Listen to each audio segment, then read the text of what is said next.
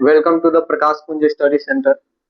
तो इसके पहले हम यहाँ तक वहां तक टॉपिक पर आकर छोड़ते थे, और इसके आगे जो है आज हम इस टॉपिक को शुरू करेंगे। ठीक है। इसके पहले यानी यहाँ पे जो है हम चैप्टर 2 के कुछ टॉपिक जान रहे हैं। ठीक है, और इसके पहले भी चैप्टर 2 के बारे में जाने थे। ठीक है। तो अगर ये वीडियो आपको अगर अच्छा लगे तो चैनल को सब्सक्राइब कीजिएगा और बेल आइकन को दबाना बिल्कुल ना भूलिएगा। ठीक है।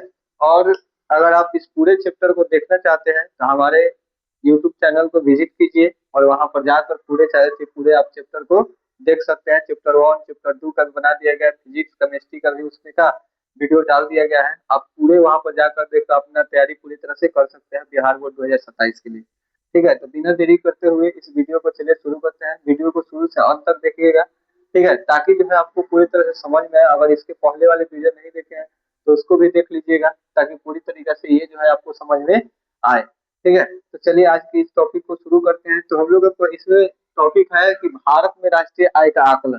ठीक है, यानी इसको जो है किस प्रकार से आकलित किया जाता है, इसको यानी किसके द्वारा आकलित, कौन सी संस्था है जो कि हम लोग का राष्ट्रीय आय को आकलन करती है। ठीक है, तो बोले कि भारत में राष्ट्रीय आय की गणना करने वाली एक संस्थाओं का नाम, ठीक है, क्या है? उसका नाम जो है क्या है? केंद्रीय सांख्यिकी संगठन।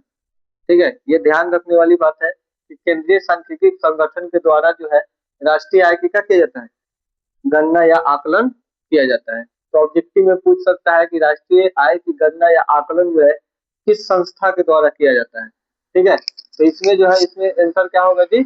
CSO, या फिर आप केंद्रीय सांख्यिकी संगठन भी कह सकते हैं। ठीक है, बोले कि ये संस्था भारत में भारत में ठीक है, भारत में सांख्यिकी विभाग के अंतर्गत राष्ट्रीय आय के आकलन के लिए मुख्य रूप से उत्तरदायित्व है।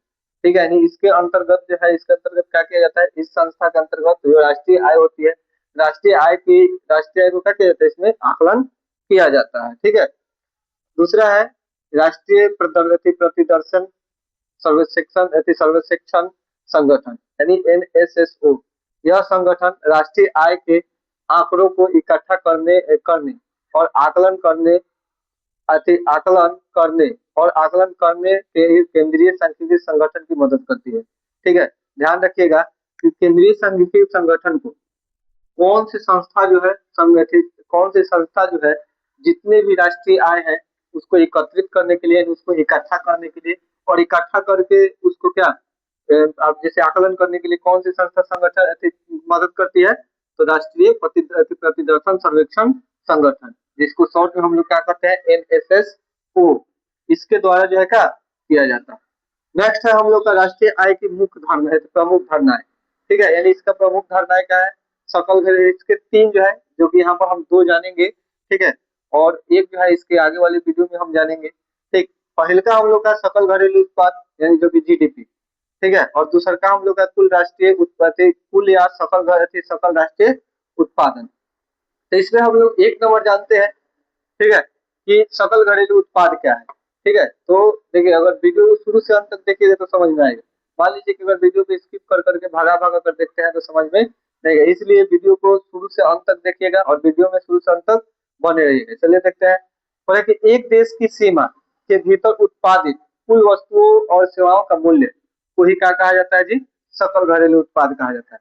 यानी एक देश में, जैसे भारत देश में, देश के भीतर जितने भी वस्तु उत्पादित किए जाते हैं, जितने भी वस्तु बनाए जाते हैं, ठीक है, या फिर उसकी सेवा हो, उसके मूल्य जो होता है, उसके मूल्य को ही क्या कहा जाता है? सकल घरेलू उत्पाद कहा जाता है। ठीक है, नेक्स्ट दो नंबर, कुल या सकल राष्ट्रीय उत्पादन। बोले कि देश के नागरिक द्वारा उत्पादित कुल वस्तुओं और सेवाओं का मूल्य। ठीक है, यानी जो देश के नागरिक होंगे, देश के नागरिक के द्वारा, जैसे मान लीजिए कि हम देश का नागरिक है, हमारे द्वारा जिस भी चीज का उत्पादित किया जाएगा, जिस भी चीज को बनाया जाएगा, उसके मूल्य को ही क्या बोला जाता है? कुल या सकल राष्ट्रीय उत्पादन। इसके अंतर्गत बता रहे हैं कि विदेशी अति, इसमें विदेश से होने वाली आय भी क्या इसमें शामिल होते हैं। ठीक है, जरूरी नहीं है कि जो हमारे देश में होगा, जो विदेश से आय जो आता है वो भी क्या इसके अंतर्गत शामिल हो सकते हैं। ठीक है, तो अगर ये आपको ये वीडियो अगर अच्छा लगे तो चैनल को सब्सक्राइब कीजिएगा। ठीक है, और बेल आइकन को दबाना ना भूलिएगा। ठीक है, देखिए यहाँ पर जो है, ये जो है आप पूरा और पूरे चीज को आप क्या कीजिएगा, स्क्रीनशॉट ले लीजिएगा, या फिर आप इसको उतार लीजिएगा। ठीक है, और उतार कर आप याद कर लीजिएगा। कुछ जो है इसमें, जैसे मान लीजिए कि ये जो है आपका 2 नंबर का पूछता है, ठीक है, या पूछ देगा कि राष्ट्रीय आय की प्रमुख धारणाएं को क्या करे, वर्णन करे, तो तीनों लिखिएगा, तो ये जो होता है कितना नंबर का दे देगा आपका, 5 नंबर का पूछ देगा। या फिर आपका अगर बोल देगा कि सकल घरेलू उत्पाद को क्या कीजिए, सकल घरेलू उत्पाद किसे कहते हैं, तो उसको इसको जो है कितना नंबर का दे देगा, 2 नंबर का दे देगा। ठीक है, अगर ये ऊपर के तो 2 नंबर के देगा, अगर तीनों का वर्णन करने के लिए देगा तो आपका 5 नंबर का देगा। ठीक है, इसलिए जो है आप इसको क्या कर लीजिए, याद कर लीजिए, आपको सही रहेगा। ठीक है, क्योंकि ये बहुत ही इंपॉर्टेंट है और बार बार इससे बोर्ड में इससे क्या क्वेश्चन रखता है। ठीक है, इसलिए आप जो है आप इसको क्या कर लीजिए, याद कर लीजिए, आपके लिए यही सही होगा। ठीक है, यहाँ तक हम अपने वीडियो को समाप्त करते हैं। तब तक के लिए धन्यवाद।